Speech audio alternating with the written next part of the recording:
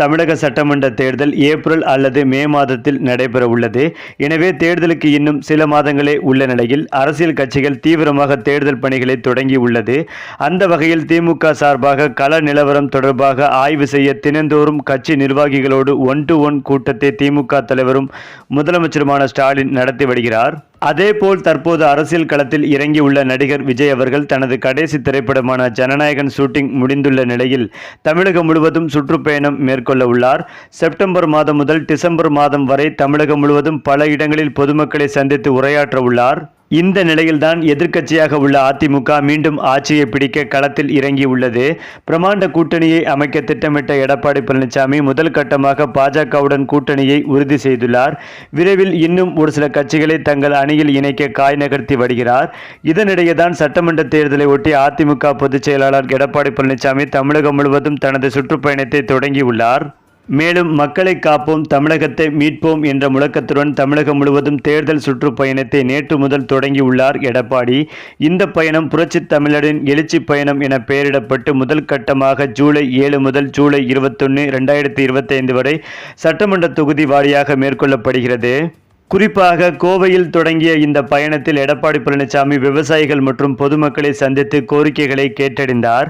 அடுத்ததாக துடியலூர் பகுதியில் நடைபெற்ற கூட்டத்தில் பிரச்சார வேனிலிருந்து பேசிய எடப்பாடி பழனிசாமி 2026 சட்டமன்ற தேர்தலை ஒட்டி எழுச்சி பயணம் கோவையில் துவக்கி உள்ளோம். கோவை மாவட்டம் அதிமுகவிற்கு ராசியான மாவட்டம். 2021ஆம் ஆண்டு சட்டமன்ற தேர்தலில் 100க்கு 100 வெற்றியை பெற்றது கோவை மாவட்டத்தில். இதனை அடுத்துதான் இன்று காலையில் தனது 2வது நாள் எழுச்சி பயணத்தை எடப்பாடி பழனிசாமி தொடங்கினார். கோவையில் நடைபயிற்சி சென்ற எடப்பாடி பழனிசாமி பொதுமக்களை சந்தித்து கோரிக்கைகளை கேட்டறிந்தார்.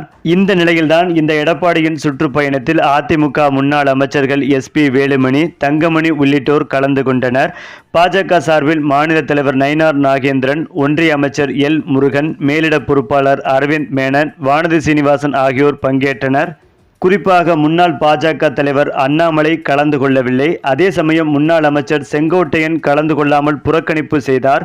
இத்தனைக்கும் அவர் நேற்று கோவையில்தான் இருந்தார் என்றும் சொல்லப்பட்டு வருகிறது. இதனால் அதிமுகவிற்குள் இருக்கும் உட்கட்சி குழப்பம் இன்னும் முழுமையாக தீரவில்லை என்பதும் வெளிப்படையாகவே தெரிய வந்திருப்பதாக அரசியல் விமர்சகர்கள் கருத்துக்களையும் தெரிவித்து வருகின்றனர். அது மட்டுமில்லாமல் ஏற்கனவே செங்கோட்டையனுக்கும் எடப்பாடிக்கும் கருத்து வேறுபாடு ஏற்பட்டு செங்கோட்டையன் தன்னுடைய ஆதரவாளர்களோடு அதிமுகவை மீட்க போர்க்கொடி தூக்கினார். இதனால் பல்வேறு பிரச்சனைகள் ஏற்பட்டது. பிறகு பாஜக மேலிடத்தை சந்தித்து சமாதானமானார்கள். ஆனால் இன்னும் சமாதானம் ஆகவில்லை. செங்கோட்டையன் இன்னும் தனது கோரிக்கைகளை வலுவாக வைத்துள்ளதாகவும் அதிமுகவில் தனக்கு தலைமை பொறுப்பு வேண்டும் என்பதில் பிடிவாதமாக இருக்கிறார் செங்கோட்டையன். இதனால்தான் இந்த நிகழ்வில் கலந்து கொள்ளாமல் புறக்கணித்துள்ளார் என்ற தகவலும் சொல்லப்பட்டு வருகிறது. அதன் பேரிலேயே கோபமடைந்த எடப்பாடி செங்கோட்டையனை அதிமுக கட்சியிலிருந்து நீக்கிவிடலாம் என்ற முடிவில் இருந்து வருவதாக தற்போது தகவல்கள் பரவி வருகிறது. மேலும் செங்கோட்டையன் விரைவில் ராஜினாமா செய்வார் என்றும் எதிர்பார்க்கப்பட்டு வருகிறது. இந்த தகவல் அதிமுக மூத்த அமைச்சர்களையே அதிர்ச்சி அடைய வைத்து வருகிறது.